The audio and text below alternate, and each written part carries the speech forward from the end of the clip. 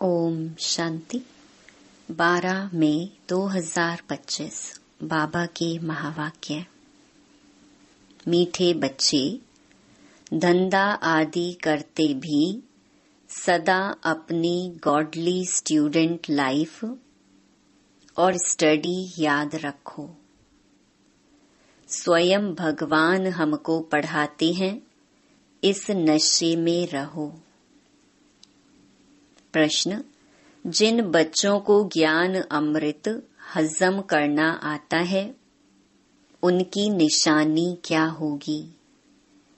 उत्तर: उन्हें सदा रूहानी नशा चढ़ा रहेगा और उस नशे के आधार पर सबका कल्याण करते रहेंगे।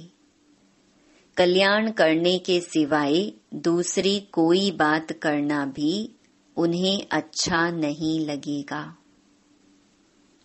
कांटों को फूल बनाने की ही सेवा में बिजी रहेंगे। ओम शांति। अब तुम बच्चे यहाँ बैठे हो और यह भी जानते हो कि अभी हम पार्टधारी हैं। 84 जन्मों का चक्कर पूरा किया है।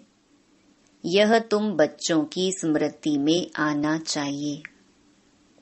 जानते हो कि बाबा आया हुआ है हमको फिर से राज्य प्राप्त कराने व तमो प्रधान से सतो प्रधान बनाने। यह बातें सिवाय बाप के और कोई नहीं समझाएंगे। तुम जब यहाँ बैठते हो तो तुम जैसे स्कूल में बैठे हो, बाहर हो तो स्कूल में नहीं हो। जानते हो यह ऊंच ते ऊंच रूहानी स्कूल है। रूहानी बाप बैठ पढ़ाते हैं। पढ़ाई तो बच्चों को याद आनी चाहिए ना। यह भी बच्चा ठहरा। इनको अथवा सभी को सिखलाने वाला वह बाप है। सब मनुष्य मात्र की आत्माओं का बाप वह है। वह आकर शरीर का लोन लेकर तुमको समझा रहे हैं। रोज समझाते हैं।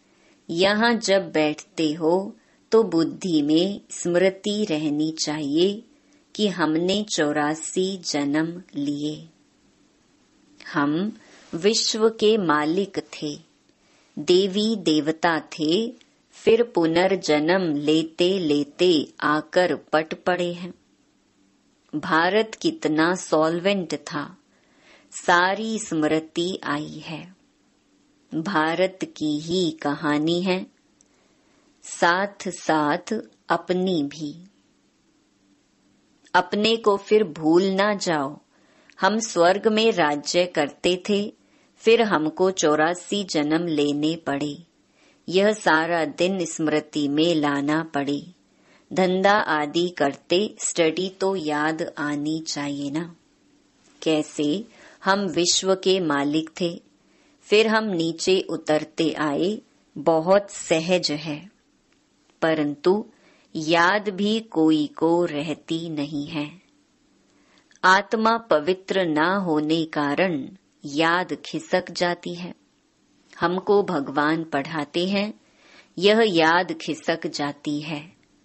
हम बाबा के स्टूडेंट हैं। बाबा कहते रहते हैं, याद की यात्रा पर रहो। बाप हमको पढ़ाकर यह बना रहे हैं, सारा दिन यह स्मृति आती रहे। बाप ही स्मृति दिलाते हैं, यही भारत था ना। हम सो देवी देवता थे, सो अब असुर बने हैं।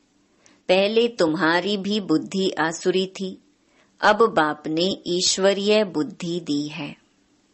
परंतु फिर भी कोई कोई की बुद्धि में बैठता नहीं है, भूल जाते हैं। बाप कितना नशा चढ़ाते हैं, तुम फिर से देवता बनते हो तो वह नशा रहना चाहिए ना। हम अपना राज्य ले रहे हैं। हम अपना राज्य करेंगे। कोई को तो बिल्कुल नशा चढ़ता नहीं है। ज्ञान अमृत हजम ही नहीं होता है। जिन्हें नशा चढ़ा हुआ होगा उन्हें किसका कल्याण करने के सिवाय दूसरी कोई बात करना भी अच्छा नहीं लगेगा। फूल बनाने की सर्विस में ही लगे रहेंगे। हम पहले फूल थे, फिर माया ने कांटा बना दिया, अब फिर फूल बनते हैं। ऐसी ऐसी बातें अपने से करनी चाहिए। इस नशे में रह तुम किसको भी समझाएंगे तो झट कोई को तीर लगेगा। भारत गार्डन ऑफ अल्लाह था, अब पतित बन गया है। हम ही सारे विश्व के मालिक थे। कितनी बड़ी बात है। अभी फिर हम क्या बन गए हैं, कितना गिर गए। हमारे गिरने और चढ़ने का यह नाटक है। यह कहानी बाप बैठ सुनाते हैं। वह है झूठी, यह है सच्ची। वह सत्य नारायण की कथा सुनाते हैं। समझते थोड़े ही हैं कि हम कैसे चढ़े फिर कैसे गिरे हैं। यह बाप ने सच्ची सत्य नारायण की कथा सुनाई है। राजाई कैसे गंवाई, यह सारी है अपने ऊपर। आत्मा को अभी मालूम पड़ा है कि हम कैसे अब बाप से राजाई ले रहे हैं। बाप यहाँ पूछते हैं तो कहते हैं हाँ नशा है, फिर बाहर जाने से कुछ भी नशा नहीं रहता। बच्चे खुद समझते हैं, भल हाथ तो उठाते हैं, परंतु चलन ऐसी है जो नशा रह न सके। फीलिंग तो आती है ना। बाप बच्चों को स्मृति दिलाते हैं, बच्चे तुमको मैंने राजाई दी थी, फिर तुमने गंवा दी। तुम नीचे उतरते आए हो क्योंकि यह नाटक है चढ़ने और उतरने का। आज राजा है, कल उसको उतार देते हैं। अखबार में बहुत ऐसी ऐसी बातें पढ़ती हैं, जिसका रिस्पॉन्ड दिया जाए तो कुछ समझे। यह नाटक है, यह याद रहे तो भी सदैव खुशी रहे। बुद्धि में है ना, आज से 5000 वर्ष पहले शिव बाबा आया था, आकर राजयोग सिखाया था, लड़ाई लगी थी। अभी यह सब राइट बातें बाप सुनाते हैं। यह है पुरुषोत्तम युग। कलयुग के बाद यह पुरुषोत्तम युग आता है। कलयुग को पुरुषोत्तम युग नहीं कहेंगे, सतयुग को भी नहीं कहेंगे। आसुरी संप्रदाय और दैवी संप्रदाय कहते हैं। उनके बीच का है यह संगम युग। जबकि पुरानी दुनिया से नई दुनिया बनती है, नई से पुरानी होने में सारा चक्कर लग जाता है। अभी है संगम युग। सतयुग में देवी देवताओं का राज्य था, अब वह है नहीं। बाकी अनेक धर्म आ गए हैं। यह तुम्हारी बुद्धि में रहता है। बहुत हैं जो 6-8 मास 12 मास पढ़कर फिर गिर पड़ते हैं, फेल हो पड़ते हैं। भल पवित्र बनते हैं, परंतु पढ़ाई नहीं करते तो फंस पड़ते हैं। सिर्फ पवित्रता भी काम नहीं आती। ऐसे बहुत सन्यासी भी हैं। वह सन्यास धर्म छोड़ जाए गृहस्थी बन जाते हैं, शादी आदि कर लेते हैं। तो अब बाप बच्चों को समझाते हैं, तुम स्कूल में बैठे हो। यह स्मृति में है हमने अपनी राजाई कैसे गंवाई, कितने जन्म लिए। अब फिर बाप कहते हैं विश्व के मालिक बनो। पावन जरूर बनना है। जितना जास्ती याद करेंगे उतना पवित्र होते जाएंगे। क्योंकि सोने में खाद पड़ती है, वह निकले कैसे? तुम बच्चों की बुद्धि में है, हम आत्मा सतो प्रधान थी, 24 कैरेट थी, फिर गिरते गिरते ऐसी हालत हो गई है। हम क्या बन गए? बाप तो ऐसे नहीं कहते कि हम क्या थे, तुम मनुष्य ही कहते हो हम देवता थे। भारत की महिमा तो है ना। भारत में कौन आते हैं, क्या ज्ञान देते हैं, यह कोई नहीं जानते। यह तो पता होना चाहिए ना कि लिबरेटर कब आते हैं। भारत प्राचीन गाया जाता है तो जरूर भारत में ही रीइंकार्नेशन होता होगा, अथवा जयंती भी भारत में ही मनाते हैं। जरूर फादर यहाँ आता है, कहते भी हैं भागीरथ, तो मनुष्य शरीर में आया होगा ना। फिर घोड़े गाड़ी भी दिखाई है, कितना फर्क है। श्री कृष्ण और रथ दिखाया है, मेरा किसको पता नहीं है। अभी तुम समझते हो बाबा इस रथ पर आते हैं, इनको ही भाग्यशाली रथ कहा जाता है। ब्रह्मा सो विष्णु चित्र में कितना क्लियर है। त्रिमूर्ति के ऊपर शिव, यह शिव का परिचय किसने दिया? बाबा ने ही बनवाया ना। अभी तुम समझते हो बाबा इस ब्रह्मा रथ में आए हैं। ब्रह्मा सो विष्णु, विष्णु सो ब्रह्मा। यह भी बच्चों को समझाया है। कहाँ 84 जन्म के बाद विष्णु सो ब्रह्मा बनते, कहाँ ब्रह्मा सो विष्णु 1 सेकंड में। वंडरफुल बातें हैं ना बुद्धि में धारण करने की। पहले पहले समझाना होता है बाप का परिचय। भारत स्वर्ग था जरूर, हेवनली गॉड फादर ने स्वर्ग बनाया होगा। यह चित्र तो बड़ा फर्स्ट क्लास है, समझाने का शौक रहता है ना। बाप को भी शौक है। तुम सेंटर पर भी ऐसे समझाते रहते हो, यहाँ तो डायरेक्ट बाप है। बाप आत्माओं को बैठ समझाते हैं। आत्माओं को समझाने और बाप के समझाने में फर्क तो जरूर रहता है, इसलिए यहाँ सम्मुख आते हैं सुनने लिए। बाप ही घड़ी घड़ी बच्चे बच्चे कहते हैं।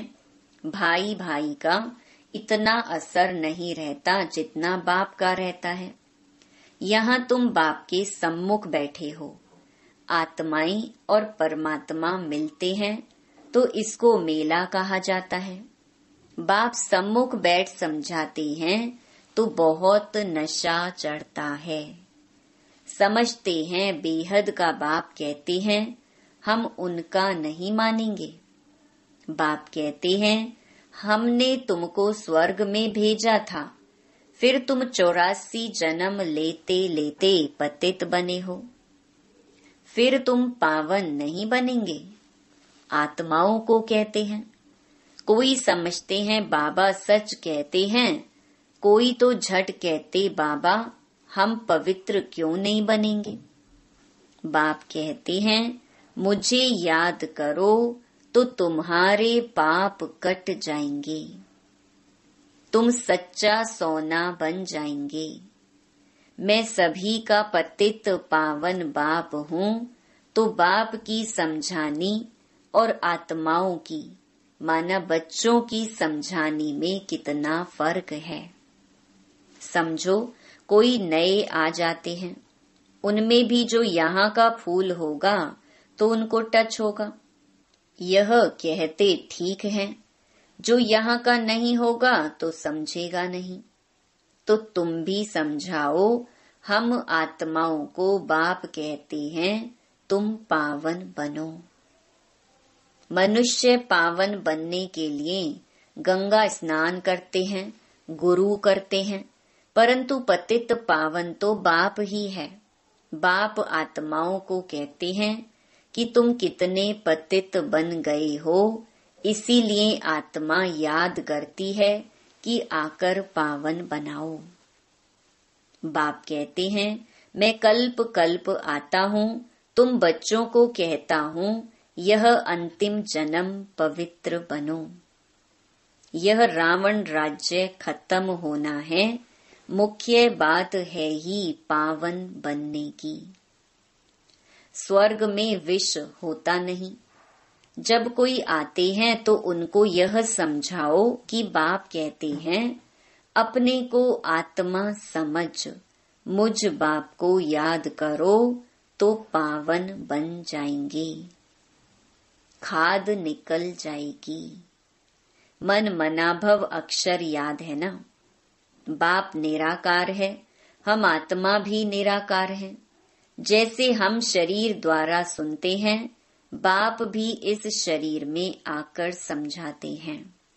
नहीं तो कैसे कहें कि माँ मेकम याद करो, देह के सभी संबंध छोड़ो। जरूर यहाँ आते हैं, ब्रह्मा में प्रवेश करते हैं। प्रजापिता अब प्रैक्टिकल में है, इन द्वारा हमको बाप ऐसे कहते हैं। हम बेहद के बाप की ही मानते हैं। वह कहते पावन बनो, पतित पना छोड़ो, पुरानी देह के अभिमान को छोड़ो, मुझे याद करो तो अंतमति सुगति हो जाएगी, तुम लक्ष्मी नारायण बन जाएंगे।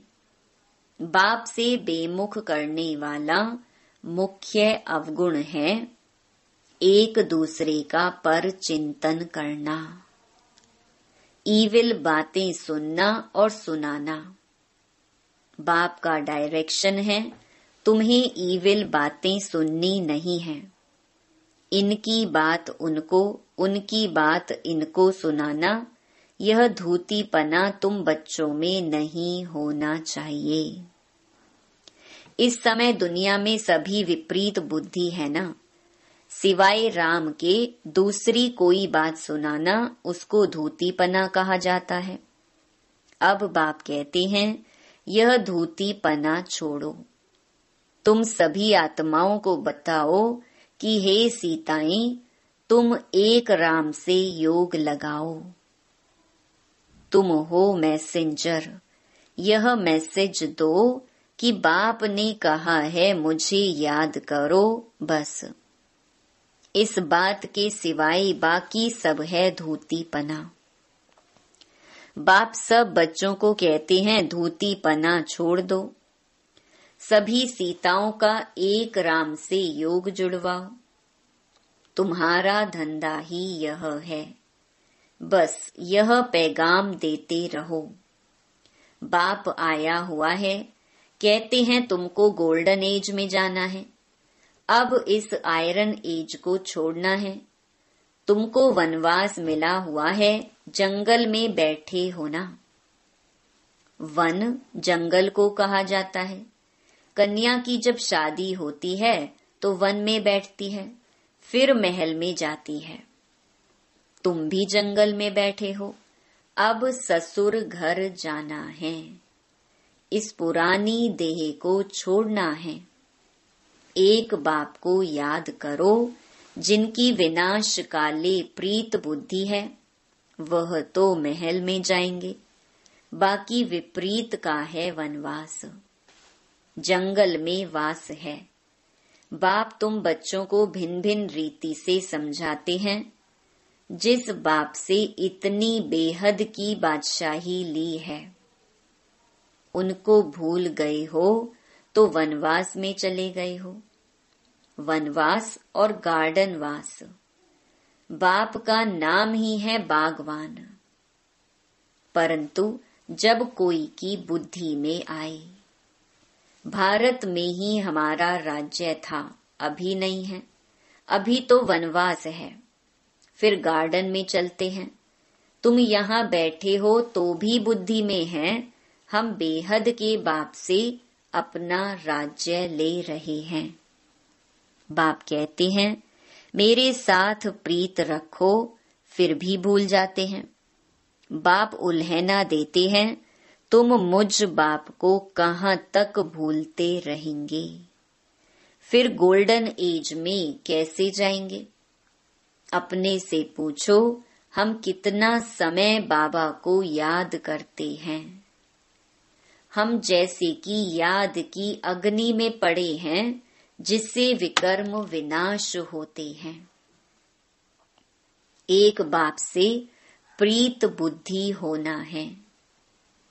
सबसे फर्स्ट क्लास माशूक है जो तुमको भी फर्स्ट क्लास बनाते हैं। कहाँ थर्ड क्लास में बकरियों मिसल ट्रैवल करना, कहाँ एयर कंडीशन में, कितना फर्क है। ये सब विचार सागर मंथन करना है तो तुमको मजा आएगा। यह बाबा भी कहते हैं, मैं भी बाबा को याद करने लिए बहुत माथा मारता हूँ, सारा दिन ख्यालात चलती रहती हैं।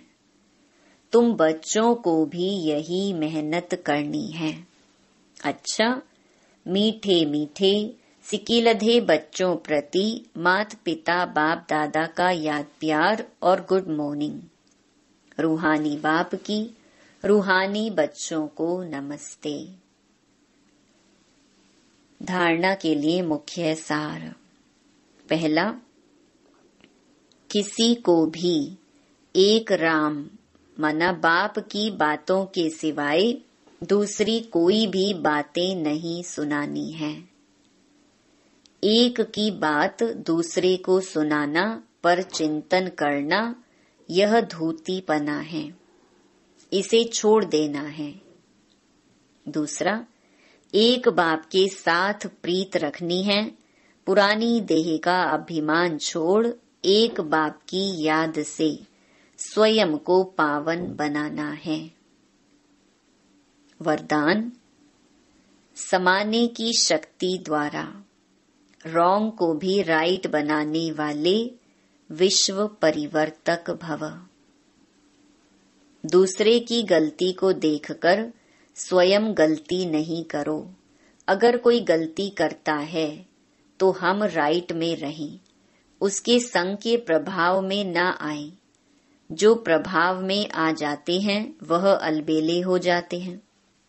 हर एक सिर्फ यह जिम्मेवारी उठा लो कि मैं राइट के मार्ग पर ही रहूंगा। अगर दूसरा रॉन्ग करता है तो उस समय समाने की शक्ति यूज करो। किसी की गलती को नोट करने के बजाय उसको सहयोग का नोट दो, अर्थात सहयोग से भरपूर कर दो, तो विश्व परिवर्तन का कार्य सहज ही हो जाएगा। स्लोगन, निरंतर योगी बनना है तो हद के मैं और मेरेपन को बेहद में परिवर्तन करो। अव्यक्त इशारे, रूहानी रॉयल्टी और प्योरिटी की पर्सनैलिटी धारण करो।